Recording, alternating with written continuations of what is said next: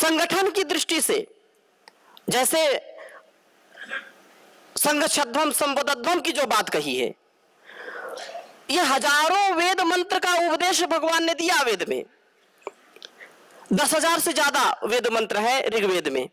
और सबसे अंत में जो संगठन सूक्त की बात कही है कि संगच्छध्वम संवदध्वम संभो मनांसि जानताम। यदि तुम साथ साथ चलते नहीं, साथ साथ बोलते नहीं, साथ साथ रहते नहीं, यदि मतभेद है, मनभेद है, यदि दरार है, टकरार है, प्यार नहीं है, तो वह घर परिवार और संसार चल नहीं सकता है।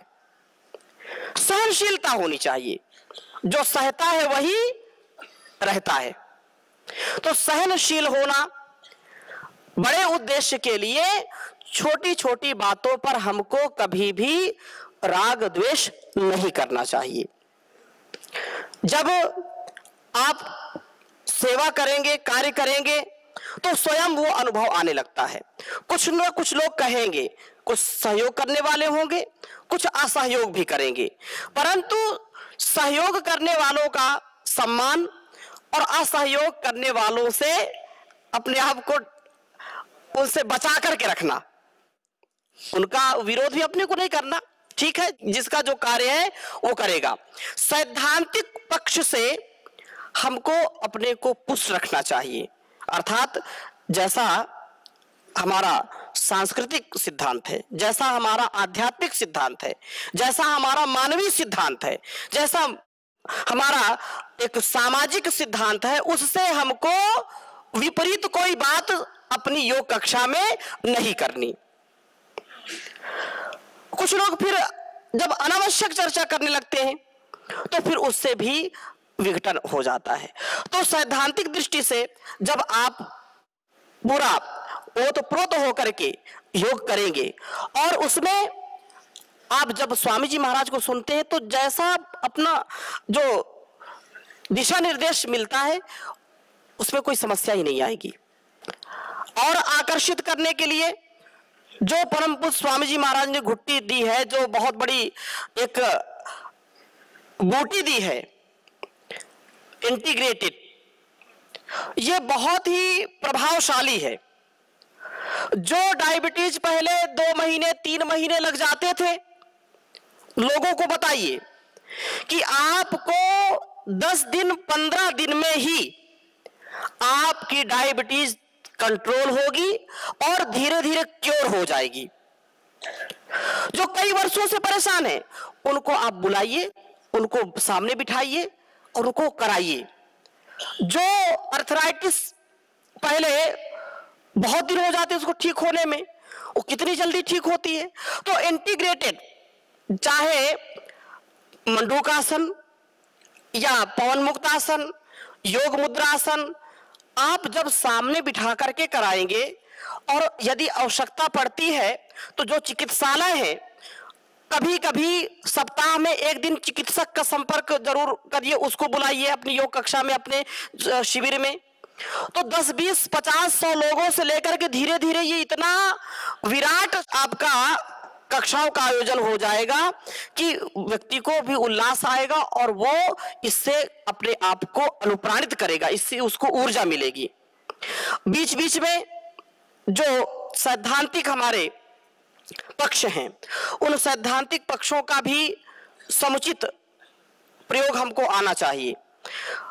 देश धर्म की बातें हम करें और जो सच्ची आज जो आवश्यकता है युवाओं को, युवतियों को, अलग अलग प्रकार के जो मनोविकार हैं, जो शरीर के विकार हैं, तो उसके लिए भी बीच बीच में आप ऐसे कार्यक्रम करें, योग में उन चीजों को समाहित करें, तथ्य प्रमाण के साथ उसका समावेश करें। अब जैसे शास्त्रों की बात परम पूज्य स्वामी जी महाराज वेद, उपनिषद, दर्शन, गीता, रामायण की चर्चा करते हैं और इतने प्रामाणिक तथ्य सत्य सामने रखते हैं, तो बड़े बड़े विद्वान, बड़े बड़े वैज्ञानिकों को भी घुटने टेकने पड़ते हैं कि वास्तव में बात तो सत्य है। तो उसके लिए भी हमको तैयार होना पड़ेगा। उसके लिए कम से कम कुछ चीजें तो आनी ही चाहिए।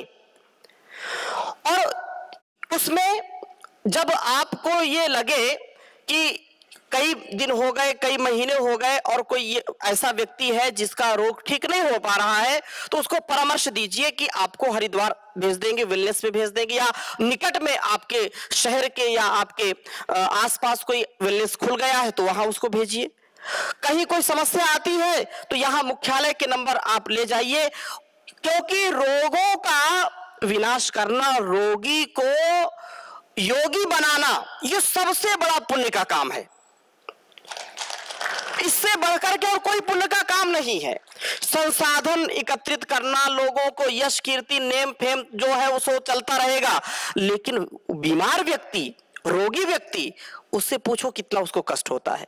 तो सबसे, यदि आपने किसी को अनुलोम विलोम करना ही अच्छी प्रकार सिखा दिया तो सैकड़ों रोगों का उपचार आपने बता दिया, इतना उपकार का ये काम है। और केवल अनुलोम विलोम नहीं करता वो अनुलोम विलोम करके अपने भाव विचार, अपनी संवेदना, अपनी श्रद्धा भक्ति निष्ठा को पराकाष्ठा तक ले जाता है। तो ये बहुत बड़ी सेवा है। इसलिए स्वामी जी महाराज कहते हैं कि ये योग कक्षा नहीं, ये वास्तव में चलता फिरता तीर्थ है। ये योग कक्षा नहीं, ये संगठन की आत्मा है। इसलिए आप सभी भाई बहन जो आए हुए हैं और जिनको प्रांत स्तर पर या जनपद स्तर पर योग की जो सेवाएं देनी है, उसमें यह बहुत आवश्यक है कि अपने आप को हम ऐसे भाव से, और एक बात मैं और निवेदन करना चाहता हूं कि जो योग का कार्य करते हैं, आज भी परम पूज्य महाराज श्री संकेत कर रहे थे, उनकी भाव और संवेदना, उनकी उच्च चेतना इतनी, उनका जो मानस इतना दिव्य हो जाता है कि वो 100% उत्साह में रहते हैं, 99 नहीं, 100%। उनको कुछ भी कोई कष्ट हो, सारे कष्ट नष्ट हो जाते हैं, मस्ती में जीते हैं। और जो मस्ती में है उसकी हस्ती है, बाकी सब जबरदस्ती है।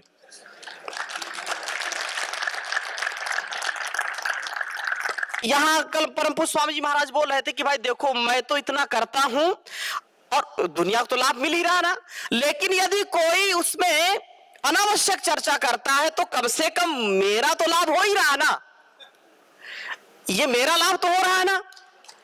तो आप, यदि आपको कभी निराशा भी आए, मैंने जो आरंभ किया था योग का, जो योग की सेवा, तो मैंने आज भी इस बात को मैं बोलता हूं कि यदि एक दिन में मैंने एक व्यक्ति को भी योग सिखा दिया, एक व्यक्ति को भी यौगिक क्रिया सिखा दी, अपनी बात बोल दी, तो आज की सेवा मेरी पूरी हो गई। तो एक एक व्यक्ति से हजारों लाखों बनते हैं। और कुछ लोग निराश होते, भाई किसको सिखाया जाकर, कोई आता नहीं है। ये निराशा, हताशा, हमारे गुरु इतने श्रेष्ठ हजारों कार्य करते हैं, उनसे हम कभी एक बार भी नकारात्मक बात सुनते नहीं है, और वो नकारात्मक विचारते भी नहीं और ना वैसा जीते हैं। तो हम उनके शिष्य होकर के एक बार भी यदि नकारात्मक बात करते हैं, एक बार भी यदि हमारे अंदर हताशा निराशा आती है, तो ये अच्छी बात नहीं है। तो योग कक्षा आपकी साधना है। योग कक्षा के लिए आपको घर घर जाना पड़े तो जाइए, आपको शहर में जाना पड़े, नगर में जाना पड़े, लोगों को जोड़िए, क्योंकि यही पुण्य का एक रास्ता है। और सब धन धरा के बीच ही सारा धरा रह जाएगा, पशु भी बंधे रह जाएंगे जब कूच का वक्त आएगा, ये कुछ भी नहीं जाएगा साथ में। हमारा किया हुआ कर्म, हमारा किया हुआ स्वधर्म ही हमारे साथ जाएगा।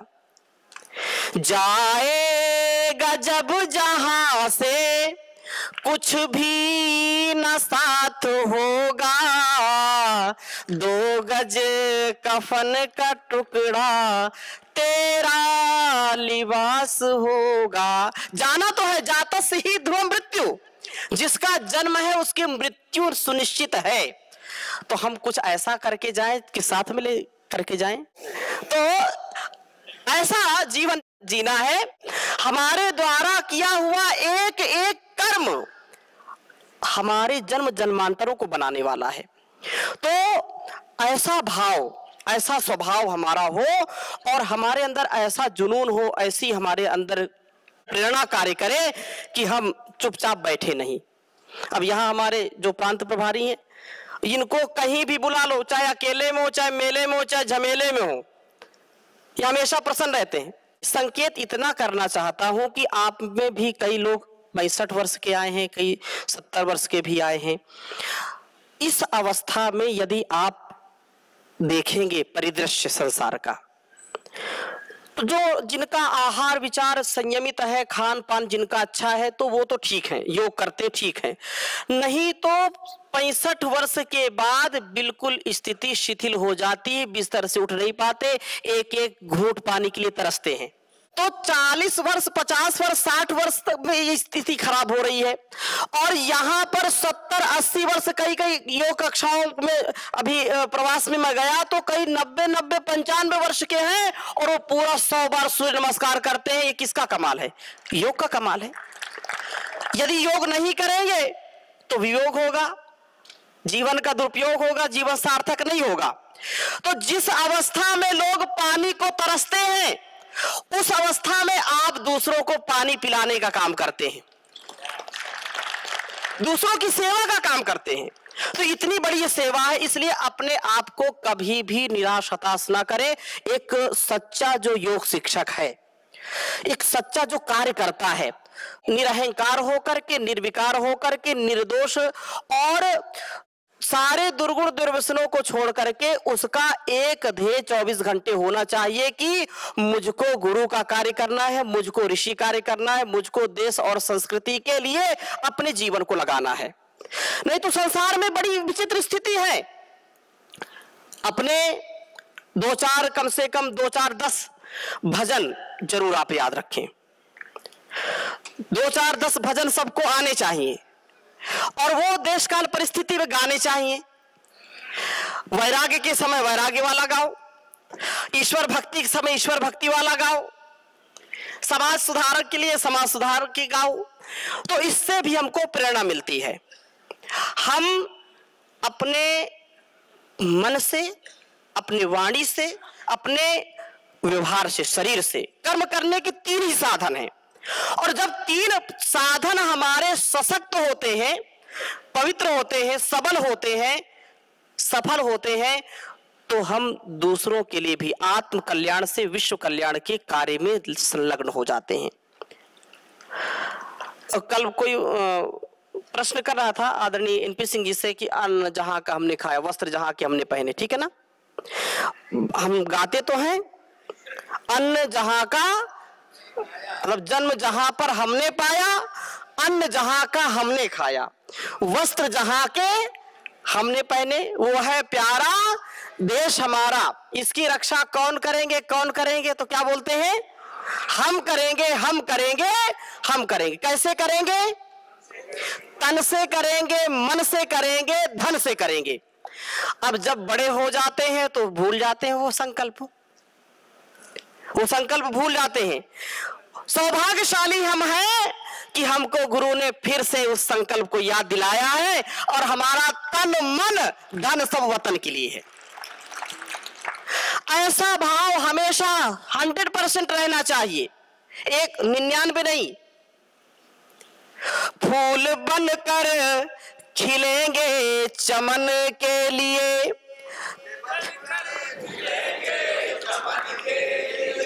फूल बनकर खिलेंगे चमन के लिए, चांद सूरज बनेंगे गगन के लिए, लाख बाधाएं आए तो कुछ गम नहीं,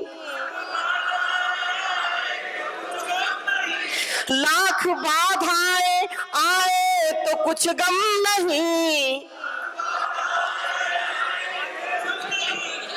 हम जिएंगे मरेंगे वतन के लिए,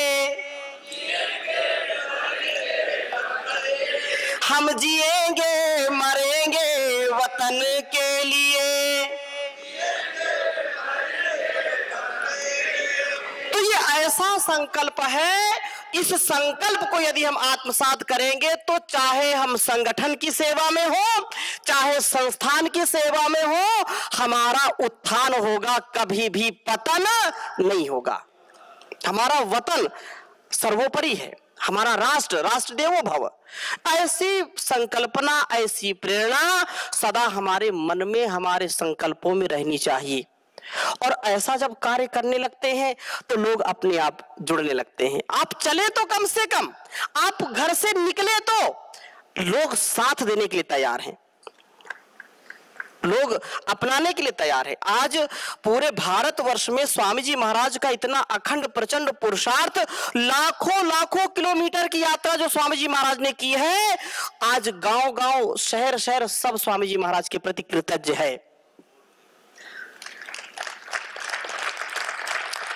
वो देवत्व से युक्त होकर के हमारे अंदर वह जो है संकल्पना, ऐसी हमारे अंदर सामंजस्य की स्थिति होनी चाहिए। इसमें शिक्षित हो अशिक्षित हो, जैसी जिसकी स्थिति है, जैसा जिसका सामर्थ्य, आप संगठन चलाने के लिए उससे वैसा सहयोग मांगिए। आप जब लोगों को जोड़ेंगे तो उनमें से कई लोग होंगे कि आपको अर्थ की मदद करेंगे, पैसा खूब देंगे आपको, उनसे पैसा कितना भी ले लो, सहयोग ले लो, लेकिन वो समय नहीं दे सकते, कुछ का समय की अल्पता रहेगी। कुछ लोग पैसे से कमजोर है, निर्धन है, लेकिन वो समय शक्ति देंगे, आप उस समयदार उनसे लीजिए। कुछ समय और पैसा दोनों देने में असमर्थ है, उनके पास संसाधन है, उनका संसाधन का प्रयोग करिए आप। कुछ लोग ऐसे भी हैं कि यदि थोड़ा समय भी दे दें तो वो उनके आर्थिक मूल्यांकन से भी कई ज्यादा हो जाता है कि वो अगर आपकी योग कक्षा में एक बार दो बार आ गए, आपके कार्यक्रम में एक दो बार आ गए, तो उनका इतना जनसंपर्क होता है, वही यदि एक दो चार शब्द बोल दे तो उसी से हमारा संगठन और हमारी गतिविधि वहां और तीव्र हो सकती है। तो हमको अपने संगठन के लिए, योग कक्षाओं की स्थापना के लिए यह संकल्प लेना पड़ेगा कि हमको जोड़ने का कार्य करना है, तोड़ने का कार्य नहीं करना। मैं अपने संगठन के लिए, अपने संस्थान के लिए, अपने गुरु कार्य के लिए कभी भी समस्या नहीं, सदा सर्वदा सर्वत्र समाधान बन करके रहूंगा। जब इस समस्या अनकंडीशनल सरेंडर,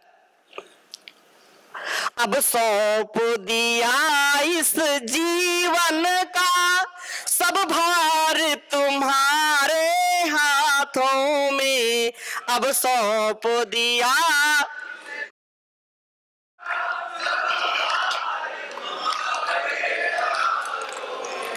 अब जीत तुम्हारे हाथों में, नहीं हार तुम्हारे हाथों में, अब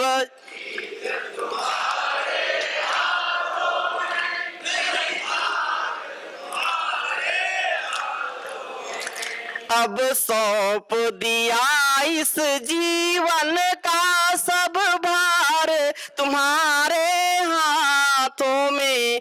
मैं जग में रहूं तो ऐसे रहूं मैं, जैसे जल में कमल का फूल रहे, जैसे जल में इस साधक की एक रग का हो तार तुम्हारे हाथों में, अब सौंप दिया इस जीवन का सब भार तुम्हारे हाथों में, है जीत तुम्हारे हाथों में, नहीं हार तुम्हारे हाथों में। तो संसार की यह बहुत बड़ी विडंबना है कि हम अपने आप को सौंप नहीं पाते हैं। जैसे माता की गोद में एक शिशु अपने आप को सर्वथा सर्वदा सुरक्षित पाता है, ऐसा यदि भाव हो जाए कि अपनी गुरु की शरणागति में हमको कोई भी लेश मात्र क्लेश नहीं होगा, परमपिता परमेश्वर की गोद में हमको कोई समस्या नहीं होगी, तो फिर जो भी कार्य हम करेंगे वह श्रेष्ठ होगा। सच्चे कार्यकर्ता का स्वभाव एक क्षण के लिए भी जब निराश हताश नहीं होगा तो उसका विश्वास निरंतर बढ़ता जाता है, और उस विश्वास के साथ अपने कार्य की हमको परिणति, अपने कार्य की गति प्रगति के लिए सदा उत्थान की ओर आगे बढ़ना है। जो साहित्य यहां से दिया जाता है उसका स्वाध्याय जरूर करें।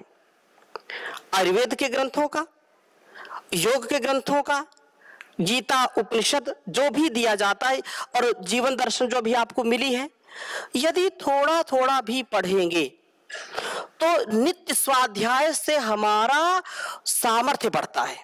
चाहे उपनिषद की बात करें, चाहे दर्शन की बात करें, गीता की बात करें, सब ऋषियों ने कहा कि स्वाध्याय जरूर करो रोज। एक योग शिक्षक को, एक कार्यकर्ता को कम से कम एक श्लोक, एक सूत्र, एक मंत्र सोने से पहले जरूर पढ़ लेना चाहिए। इससे अपार शक्ति मिलेगी। स्वाध्याय करें। स्वाध्याय, साधना, सेवा, समर्पण, समरसता, सहनशीलता, सद्विचार, सद्व्यवहार, परोपकार, यही जीवन जीने के आधार हैं। तो मैंने जो निवेदन किया है कि संगठन के लिए सबसे पहला यही सोपान है कि जो व्यक्ति नेतृत्व में है, जो व्यक्ति कार्यकर्ता है, जो व्यक्ति शिक्षक है, जो व्यक्ति प्रभारी है, उसका दृढ़ होना, उसका आत्मबल सबल होना, यह सबसे महत्वपूर्ण है। अब व्यक्ति ही जो आगे, इंजन ही गड़बड़ है तो डिब्बों का क्या होगा बताइए? इंजन ही बीमार है तो कैसे सत्कार, कैसे परोपकार होगा? इसलिए सबसे पहले अपने आप को सशक्त करना, विचारों से भी, आत्मविश्वास के साथ, और कभी भी अहंकार नहीं। आज भी हम सभी मिलकर के जो महाराज श्री का आदेश होता है उसको करते हैं, लेकिन कभी भी मन में ये विचार नहीं आता कि नहीं हम तो बहुत बड़ा जो है वो कर रहे हैं। हम सब क्या हैं? साधक हैं, और हम सब अपने गुरु के प्रतिरूप हैं। इस बात को जरूर ध्यान रखना। स्वामी जी महाराज कई बार इस बात को कहते हैं कि मैं शिष्य नहीं बनाता किसी को, मैं किसी को अपना शिष्य नहीं बनाता। मैं क्या बनाता हूं? मैं अपना प्रतिरूप बनाता हूं तुमको। कितनी बड़ी बात है। मैं अपना शिष्य नहीं बनाता, मैं अपना प्रतिरूप बनाता हूं। ऐसा गुरु, ऐसा व्यक्तित्व